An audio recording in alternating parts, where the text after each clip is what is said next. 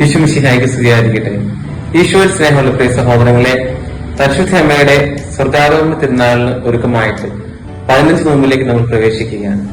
8 നോമ്പ് നമ്മൾ നമ്മുടെ കന്യാത്വം വിശുദ്ധി കാത്ത് സൂക്ഷിക്കാൻ വേണ്ടി എടുക്കുകയാണെങ്കിൽ 15 നോമ്പ് നമ്മൾ സ്വാതന്ത്ര്യത്തിന് വേണ്ടി എടുക്കുന്നത്. സ്വാതന്ത്ര്യം എന്ന് വെച്ച് കഴിഞ്ഞാൽ നമ്മളെല്ലാവരും പലതരത്തിലുള്ള ബന്ധനത്തിലാണ്. ചില കുറ്റം പറയുന്ന ബന്ധനം, ചിലർ പറയാറുണ്ട്, അച്ഛാ എത്ര നോക്കിട്ട് മാറ്റം വരുന്നില്ല, ഒത്തിരി കുറ്റം പറയാനുണ്ട്, അല്ലെങ്കിൽ കള്ളം പറഞ്ഞു പോവുകയാണ്, അല്ലെങ്കിൽ തെറ്റായ ചില അഡിക്ഷൻസുകൾ, മൊബൈൽ ഫോൺ അഡിക്ഷൻ ആകാം, ഇൻസ്റ്റ അഡിക്ഷൻ ആകാം, പൊർണോഗ്രഫി അഡിക്ഷൻ ആകാം. ഒത്തിരി പിള്ളേർ യുവജനങ്ങൾ പറയാറുണ്ട്, അച്ഛാ എനിക്ക് ചില ബന്ധനങ്ങളുണ്ട്, കെട്ടുകളുണ്ട്. അപ്പൊ അതിൽ നിന്ന് സ്വാതന്ത്ര്യം നേടാൻ വേണ്ടി ഈ 15 ദിവസം പ്രാർത്ഥിച്ചു വരിക.